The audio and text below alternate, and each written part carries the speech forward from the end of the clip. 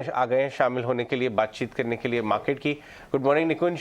आज SGX Nifty थोड़ा सा सॉफ्ट दिखा रहा है, लेकिन कल की जबरदस्त रैली ने तो बहुत लोगों को सरप्राइज किया। अब क्वेश्चन ये होता है कि कल का जो राइज है, क्या वो रैली बनेगी या फिर एक प्रकार का एक दो दिन की चांदनी फिर अंधेरी रात या फिर ये कुछ दिनों के लिए अप ट्रेंड रहेगा। तो ये जानने के लिए क्या फैक्टर्स होते हैं कि भाई ये जो एक दिन का स्पार्क है या फिर एक रैली है। सबसे पहले होता है क्रूड हमारे मार्केट के लिए। क्रूड देखिए 52 वीक हाई पर नहीं है, बिल्कुल ठीक है। इस समय आप देखिए डॉलर इंडेक्स 105 105.5 के आसपास टॉप आउट हो रहा है। तो भारत के लिए या इमर्जिंग मार्केट लाइक इंडिया के लिए ये दो बड़े डेडली कॉम्बिनेशन होते हैं, क्रूड में गिरावट और डॉलर इंडेक्स के अंदर टॉपिंग आउट का पैटर्न। अगर ये पैटर्न एक तरह से कुछ दिन चलता है तो हो सकता है कल की जो रैली है कुछ और दिन तक उछले और कुछ और हमें उछाल देखने को मिल सकता है। फिर तीसरा फैक्टर आता है फ्लोस, जिसके अंदर अगर आप देखें तो एफआई की जो एक्टिविटी है वह धीमी हो रही है, कम हो रही है। और चौथा होता है मार्केट के अंदर क्या आपका सेटअप है, बिहेवियर सेटअप, कितने लोग डरे हुए हैं, क्या चीजें ओवरसोल्ड हैं, सेंटिमेंट किधर है और वैल्यूएशंस क्या अट्रैक्टिव हो रही हैं। तो चार फैक्टर्स मैटर करते हैं शॉर्ट टर्म में। उन चार फैक्टर्स में तीन फैक्टर आपके लिए सपोर्टिव हैं। तो उम्मीद करते हैं, उम्मीद पे दुनिया टिकी है, उम्मीद करते हैं कि जो कल का जो रिवर्सल था वो कुछ दिन और सस्टेन करे। बिल्कुल। Good morning Nikunj. Of course जो कल के लेवल्स थे, पॉजिटिविटी थी, वो उम्मीद यही कर सकते कि आज सस्टेन होती हुई दिखे, लेकिन एसजीएक्स निफ्टी में जो एक डिप है उस पर भी कंसर्न्स बिल्टअप हो रहे हैं। लेकिन डोमेस्टिक मार्केट्स में लाइफ इंश्योरेंस स्पेस, एलआईसी की मैं बात कर रही हूँ, लगातार इंटरनेशनल ब्रोकरेजेस का भरोसा यहाँ पर बढ़ता हुआ दिख रहा है। जेपी मॉर्गन के कवरेज इनिशिएट करने के बाद अब हम देख रहे हैं गोल्डमैन सैक्स की तरफ से, बैंक ऑफ अमेरिका की तरफ से कवरेज इनिशिएट किया जा रहा है। इस स्पेस में और एलआईसी में पर्टिकुलरली क्या हो रहा है? देखिए एसजीएक्स में कल रात को देख रहा था, कल रात को एसजीएक्स मार्केट बंद होने के बाद भी रैली करा था। तो एसजीएक्स और भारतीय शेयर बाजार निफ्टी के लेवल्स को अगर आप चेक करें तो इतना खराब नहीं है। एक बार देख ही लेते हैं एसजीएक्स अभी कहाँ पर है, 15,560 के आसपास है। और अगर आप निफ्टी की कल क्लोज देखें तो इतनी कंसर्न नहीं दिख रही है। मैं एसजीएक्स को एक मापदंड मानता जरूर हूं, मगर एसजीएक्स अक्सर मैंने 640 से कल जी हाँ, तो मैं अक्सर देखता हूं पॉजिटिव स्टार्ट था। हाँ जी, तो अक्सर मैं देखता हूं एसजीएक्स कभी एसजीएक्स 9 बजे तक पॉजिटिव रहता है, मार्केट फिर नीचे बंद होता है। तो इट इज नॉट द केवल एसजीएक्स को देख करके आज की रणनीति नहीं बनाए, मैं बोलना चाहता हूँ। जहां तक एलआईसी की बात है, देखिए जी जेपी मॉर्गन, गोल्डमैन सैक्स और तीसरा बोफा एमएल की रिपोर्ट आई है। तीनों फॉरेन ब्रोकरेजेस क्यों इस समय उस पर एक बाय लेकर आ रहे हैं, इसका सीधा कारण है एलआईसी जो इस समय है सस्ता है। एलआईसी का जो स्टॉक प्राइस है इस समय वास्तव में, जो मैं मूल्यांकन हमेशा बोलता हूँ, सोना इस समय चांदी के भाव में मिल रहा है। तो डाउनसाइड जो आपकी है इस समय एलआईसी के अंदर फंडामेंटली बहुत कम है। 30 तारीख को एलआईसी का होपफुली हमें वीवीएम वैल्यू के बारे में पता लगेगा, तो उससे भी कुछ स्पष्टीकरण आएगा। और चौथा, मुझे लगता है कि एलआईसी को लेकर के भी जो चिंताएं थी, रिस्पांस नहीं आया था, मुझे उसमें भी लग रहा है कि वहाँ पर थोड़ा ज़्यादा ओवर बेरिशनेस हो चुकी थी। स्टॉक्स इस समय सस्ता है, ब्रांड बढ़िया है, हालांकि इसके जो रिटर्न रेशियोज हैं they are not at par with other private players, but इसीलिए एलआईसी का जो रेट है 700 से नीचे। निकुंज गुड मॉर्निंग।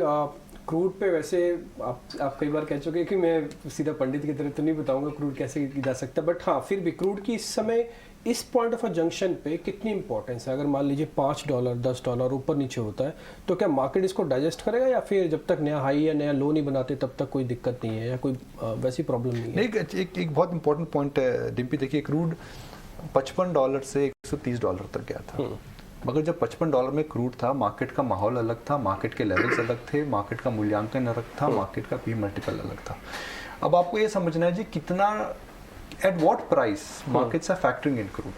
तो ऐसा कौन सा लेवल है जिसको लेकर के मार्केट इस समय क्रूड की जो अपटिक है उसको डिस्काउंट कर चुका है? मेरे हिसाब से $100 है। $100 तक क्रूड इस समय मार्केट ऑलरेडी फैक्टर इन कर चुका है। तो क्रूड 120 था, 124 था पिछले हफ्ते, 124 से 112 113 पर है। तो अगर क्रूड 105 में आता है तो फिर आपको अपटिक मार्केट में देखने को मिलेगा, और 100 के नीचे अगर आता है तो मार्केट री-रेट होगा। क्रूड को $55 दोबारा नहीं जाना पड़ेगा मार्केट को री-रेट होने के लिए, बिकॉज मार्केट उसके बाद ऑलरेडी कुछ चीजों को डिस्काउंट कर चुका है। तो मेरे हिसाब से साइकोलॉजिकली भी और फंडामेंटली भी $100 का जो दायरा है उसको मार्केट इस समय फैक्टर इन कर चुका है। तो जो मार्केट के अंदर डिस्प्रोपोर्शनेट बेनिफिट आ सकता है अगर क्रूड 105 जाता है और 100 के नीचे जाता है, जो नेगेटिविटी और पॉजिटिविटी हो जाएगी। ओके, बिल्कुल। इनफैक्ट अभी हम जैसे बात भी कर रहे हैं तो वापस वो 112 के भी नीचे चला गया, अभी भी 3.5% नीचे है क्रूड और 111 के आसपास आ गया है। इनफैक्ट अब 111 के भी थोड़ा देखिए नीचे एक बात आपको मैं एक बात मुझे अब लग रही है, मैं एडमिट करता हूं कि मैं काफ़ी समय से बेरिश हूं और हमारे viewers must have benefited with the intelligence what we put out, मगर शेयर बाजार के अंदर समय हर चीज़ का आता है। जनवरी के अंदर हमने एक शब्दावली जो हमने यूज़ करी थी, हमने बोला था कि सोना आपको डायमंड के भाव में मिल रहा है, it was time to sell. मगर अब कई जगहों में जो प्राइसेस हैं वह अट्रैक्टिव होने लगे हैं, तो क्या रणनीति करनी चाहिए? रणनीति ये होनी चाहिए, I think it is too late to sell but it is too early to buy. जब मार्केट साहब घूमेगा ना, आपको पता नहीं लगेगा किस कारणवश से घूमेगा, मुझे भी नहीं पता, किसी को भी नहीं पता, मगर कारण हमेशा आते हैं। जब मार्केट गिरा था किसी को नहीं पता था इन्फ्लेशन ऐसे आएगी, युद्ध आएगा, किसी को नहीं पता था कोविड आएगा। ये अननोन फैक्टर्स होते हैं जो हमारे कंट्रोल में नहीं है। हमारे कंट्रोल में क्या है, आप कब शेयर लेते हैं, आप कौन सा शेयर लेते हैं, किस समय के लिए शेयर लेते हैं। आपको ये रणनीति अगर अपनानी है तो I think it is not too late to short, too late to sell, but too early to buy. देखो इनफैक्ट मुझे अभी भी याद आया, और मैं आपसे एक सवाल और ले लेता हूँ जाने से पहले, कि कहीं ना कहीं बड़े इंस्टीट्यूशंस ग्लोबली अब बातचीत आने लगी है कि भाई थोड़ा अटेम्प्ट करिए, बाय करिए। आज मैंने देखा ओपेनहाइमर जो कि बहुत बड़े विदेशी FII हैं, उनके चीफ स्ट्रेटेजिस्ट ने बोला कि US मार्केट बॉटम हो रहा है और साइंस आ रहे हैं, अर्ली साइंस बॉटमिंग के, और 40% S&P रैली कर सकता है, 5200 के आसपास आ सकता है। तो वहां भी काफी बड़ा डिस्ट्रक्शन हुआ है, हमसे तो ज्यादा ही डिस्ट्रक्शन हुआ है। S&P 25%, Nasdaq 35%। सो ये जो आप बता रहे हैं कि एग्जैक्ट मिड पॉइंट तो नहीं कर सकते हैं, बट कहीं ना कहीं अटेम्प्ट करना पड़ेगा, उसकी शुरुआत हो चुकी है फेज की।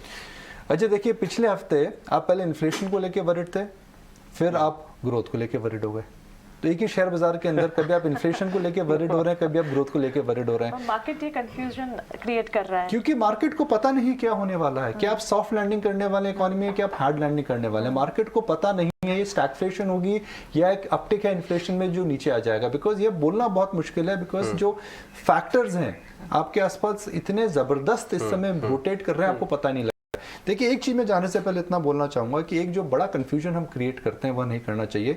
जो अमेरिकन इकोनॉमी में हो रहा है उसका सीधा प्रभाव इंडिया में कभी नहीं आता, because they are two different economies. America के अंदर जो ब्याज दर है अभी वो 2% के आसपास है, वहां पे इन्फ्लेशन 8% के आसपास है।